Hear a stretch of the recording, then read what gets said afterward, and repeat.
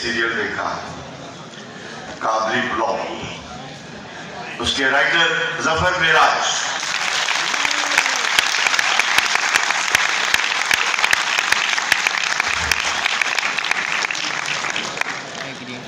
B गुल साहिबा, आप भी तशरीफ में, बहुत अच्छी राइटर।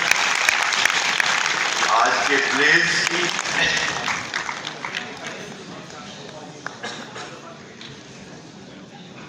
तो मुझसे कोई रह तो नहीं गया। हाँ, सरमत सुल्तान कोसट,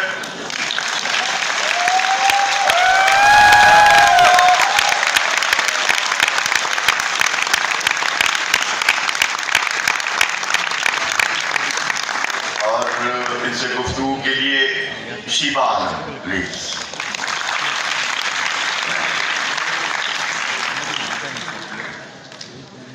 मुझे भी कहा गया है कि मैं इसका हिस्सा बनूं।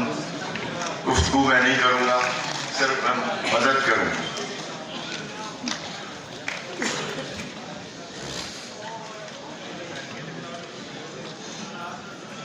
बहुत शुक्रिया।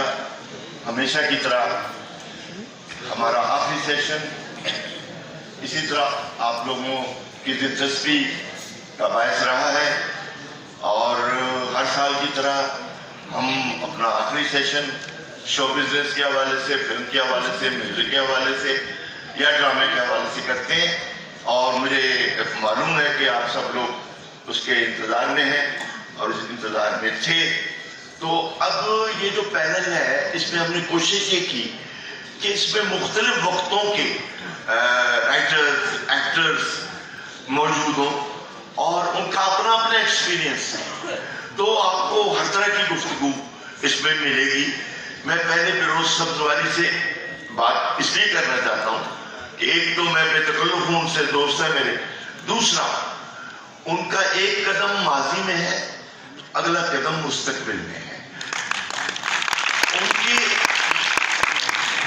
उनकी औलाद अब आज के ड्रामों में उनकी जगह ले चुकी है, तो उनके पास दोनों जमाने हैं।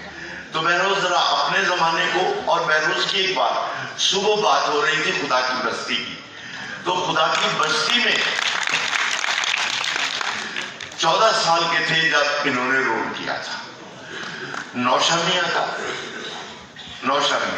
बड़ा अजीब लड़का होता है वो, घर से निकला हुआ और क्या करता है क्या नहीं करता। उससे पहले इनकी ट्रेनिंग रेडियो कराची से हुई। तो बहरहाल ये चाइल्ड स्टार के जमाने से पीटीवी के साथ है।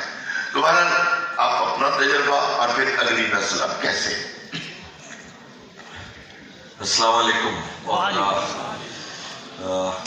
बहुत बड़ा ऑनर मेरे लिए अपने असरदा के गिर्द बैठा हूँ,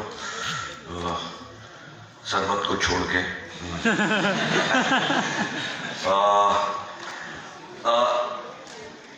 मेरा ताल्लुक रहा है पीटीवी से। मैं पीटीवी प्रोडक्ट हूँ और मेरा तो नया इम्तियाज है ये, क्योंकि मेरी मदर इंस्टीट्यूशन पाकिस्तान टेलीविजन है। मैंने पहले टेलीविजन किया, उसके बाद रेडियो किया, फिर थिएटर किया। I started from PTV. उस वक्त जो सिलसिला था जिससे हमने सीखा और जो अब तक हमारी गुत्थी में मौजूद है, टाइमिंग, डेडिकेशन और काम को समझना, ये बड़ी इंपॉर्टेंट चीज है। इस वक्त जो मेरे बेटे का सिलसिला है, शहरोज का, वो भी माशाल्लाह काम कर रहा है और भी बच्चे बहुत अच्छे हैं, बहुत अच्छा काम कर रहे हैं, लेकिन उनमें बेसिक जो है वो नहीं है, ये मैं समझता हूं। टाइम की पाबंदी नहीं है, विच इज वेरी इंपॉर्टेंट, और शोहरत ज्यादा चाहिए लोगों को, क्योंकि अगर आप अपने काम से आपको शोहरत मिले तो वो बहुत उसका दबाव होता है, वो बहुत दूर तक चलती है।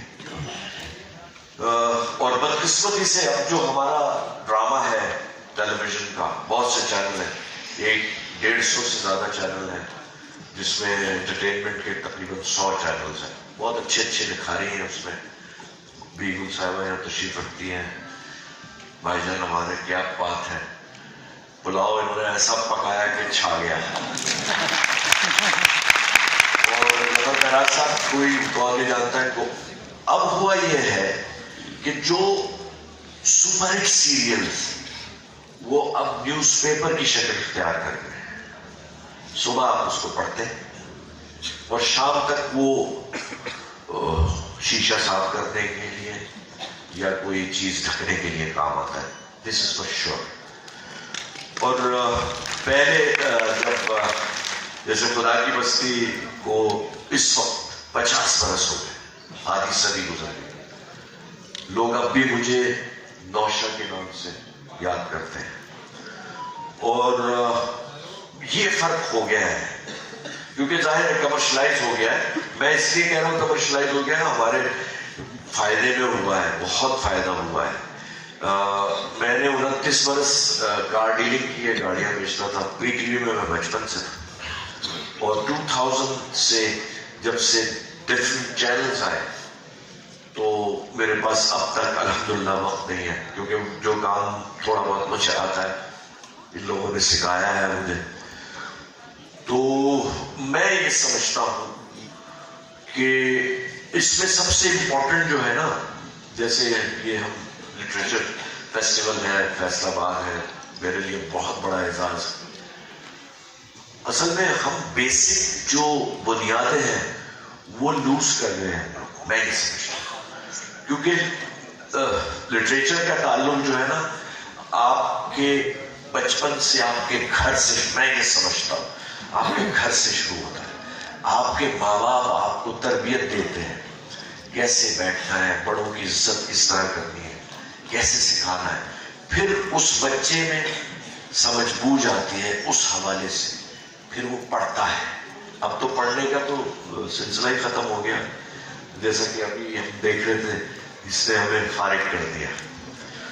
तो फिर भी हमारी रोटी रोजी है, हम अभी भी ये काम कर रहे हैं और हम बहुत फख्र से कह सकते हैं कि ड्रामा, पाकिस्तान का ड्रामा, वो तकरीबन बहुत से जो, अगर आप डायरेक्ट हमारा इंडिया से कंपटीशन है, इंडिया का ड्रामा फेक है मेरे हिसाब से, क्योंकि वो फिल्म बेस्ड है, फैंटेसी है। उसमें जो काबुली पुलाव था या हमारे ड्रामे वो रियलिटी बेस्ड है।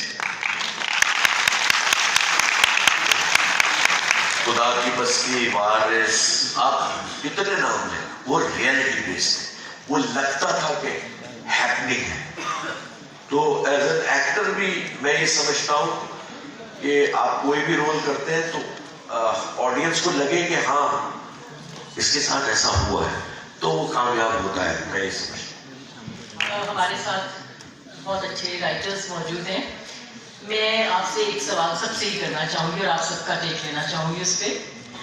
मेरी जब जफर खैरात साहब से बात हुई तो उन्होंने कहा कि ड्रामे पे क्या बात करेंगे, ना हम सुधरते ना देखने वाले सुधरते हैं, लेकिन बहरहाल हमारे पास एक एंटरटेनमेंट मौजूद है।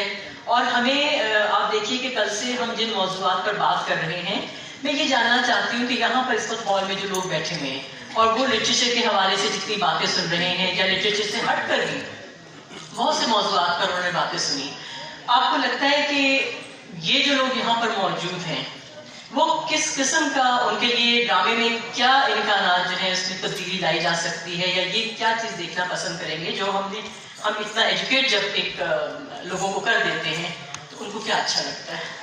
इसी में बिल्कुल मैं ऐड करूंगा, दोनों को मिला के जवाब दें कि क्या इन सबकी नुमाइंदगी मौजूद है आज के ड्रामे में? आपने सबसे बात बाकी बारी नहीं, मैं सरपंच से पूछूंगी। नहीं, बीगुल की जगह मैं बोल दूंगा। असल में बीगुल ने मुझसे कहा था कि थोड़ा बोलना।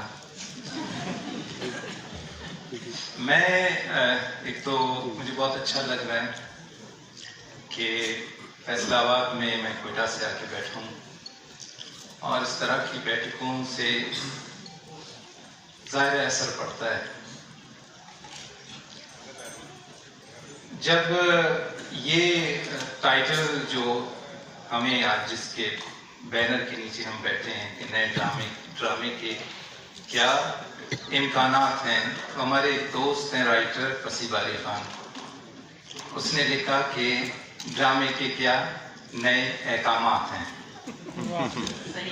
तो ड्रामा इम्कानात से ज़्यादा अहकामात की नज़र है, और फिर मुझे इम्कानात से भी इख्तिलाफ है कि इम्कान का मतलब तो ऐसे बेबसी है, कुछ उम्मीद है, कुछ किसी और की मोहताजी है कि कोई इम्कान है, किसी दरवाजे पे खड़े हैं, किसी चौखट पे कि क्या कब खुलेगा, उसमें से क्या नज़र आता है। तो अब आप मुझे अगर ड्रामे का स्टेक होल्डर समझते हैं तो मैं क्या इम्कान पे बात करूं, या आप मुझे स्टेक होल्डर नहीं समझते हैं तो फिर मार्केटिंग वाले को बिठा लेते हैं कि वो इम्कान पे बात करे कि अब आपने क्या करना है।